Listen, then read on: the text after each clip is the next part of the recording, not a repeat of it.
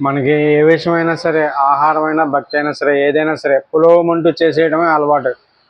ఒకళ్ళు చెప్పారంటే ఇక ఏం చెప్పారు ఏంటని లేదు, ఇక పులోమని చేసేయడమే ఒకళ్ళ తర్వాత ఒకళ్ళు పులోమని ప్రతి ఒక్కటి.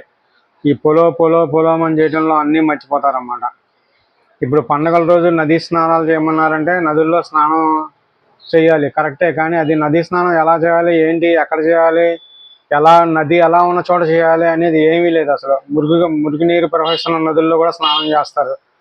శుభ్రత లేకుండా నాసు గీసు పట్టిన చోట కూడా స్నానాలు చేస్తూ ఉంటారు అన్నమాట. స్నానాలు చేసేటప్పుడు జాగ్రత్తగా చూసుకోవాలి, అక్కడ నీరు తేటగా ఉందా లేదా చూసుకోవాలి ముందు. అక్కడ నడుము లోతు వరకు నేల చక్కగా మనకి అందుతుందా, అటు ఇటు నడుస్తుంటే కూడా చూసుకోవాలన్నమాట. ఇవేమీ పట్టించుకోరన్నమాట. ఆ నీరు కూడా తెల్లగా ఉండేలా చూసుకోవాలి. అదిగాక నదీ స్నానంలోకి దిగే ముందు ముందు ఒక చోట దేహం అంతా శుభ్రంగా కడిగేసుకోవాలన్నమాట. మన దేహాన్ని శుభ్రంగా కడిగేసుకుని మనం నీట్గా రెడీ అయిపోయిన తర్వాత అప్పుడు నదిలోకి వెళ్ళి అక్కడ 3 మునకలు వేయాలి. పోనీ ఇది కంపల్సరీ చెయ్యాలని ఏమీ లేదు. చేసిన పుణ్యం. ప్యాకెట్లు వేసుకుని అమెజాన్ కొరియర్లో వచ్చినట్టు ఏం వచ్చేది. అది ఒక పద్ధతి చెప్పారన్నమాట. ఇదివరకు నదుల పక్కన ఉండేవాయి నివాసాలన్నీ కూడా. నదులకు దగ్గరగా మనుషులు జీవించేవాళ్ళు అన్నమాట. అప్పుడున్న కాలమాన పరిస్థితులు ఏంటో ఎవరికి తెలుసు సరిగా. నదీ స్నానాలు అవి చేసి శుభ్రంగా ఉండాలని ఏమన్నా సూచించే వాళ్ళేమో తెలియదు అసలు. ఈ నదీ స్నానాలు చేసే చోట ఖచ్చితంగా వేగం అనేది ఉండకూడదు. నది నీటికి వేగం అనేది అసలు ఉండకూడదు అన్నమాట.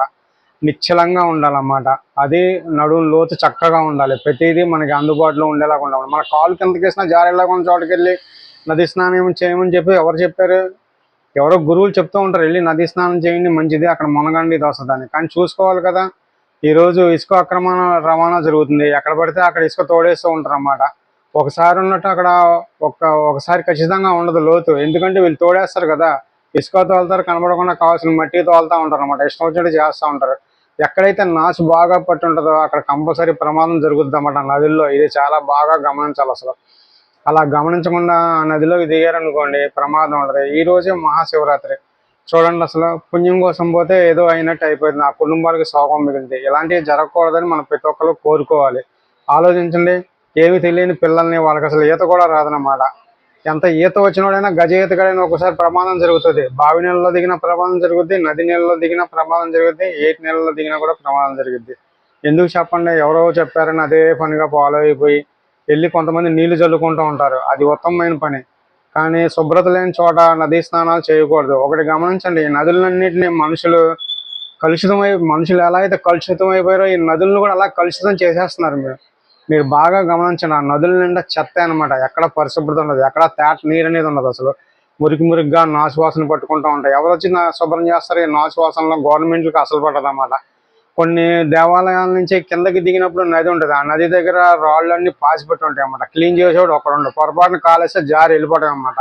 ఎవరన్నా పెద్దోళ్ళు అయితే ఏమన్నా చిన్న చిన్న దెబ్బలతో తట్టుకుని బయటకు వస్తారు. పిల్లలు అయితే డైరెక్ట్గా నీళ్ళలోకి వెళ్ళిపోతారు. ఇప్పుడు మీరు కృష్ణానది తీసుకుంటే కనుక అందులో అసలు ఆల్రెడీ మొసళ్ళు వచ్చి ఉన్నాయి. గోదావరిలో అయితే మీకు చెప్పైతే ఉంటుంది, మొసళ్ళు కంపల్సరీ ఉంటాయి అన్నమాట. ఇవన్నీ గమనించండి. తేటగా ఉన్న చోట నదీ స్నానం చేయాలి. ఏంటి ప్రతి ఒక్కళ్ళు పండగలకు వెళ్ళిపోయి ఆ నదుల్లో మునగాలంటే ఇంతమంది వెళ్ళి మునిగి ఆ నదుల్ని అపరిశుభ్రం చేస్తున్నారు తప్పితే ఏది కూడా ఆలోచించట్లేదు అనమాట. అసలు నదులను మురిగి చేయడానికి ఒక రోజు పెట్టుకున్నారా అన్నట్టుగా ఉంటుంది ఈ ధోరణి చూస్తుంటే. ప్రతి ఒక్కళ్ళు జాగ్రత్త వహించండి. ప్రాణాలు పోతే మళ్ళీ రావు. కుటుంబంతో గడపడమే అన్నింటికంటే కూడా సర్వోత్కృష్టమైనది అని చెప్పి భగవద్గీత చెప్తున్నప్పుడు ఎందుకు ఈ పరుగులు పెడుతున్నారు నదీ స్నానానికి ఆలోచించండి.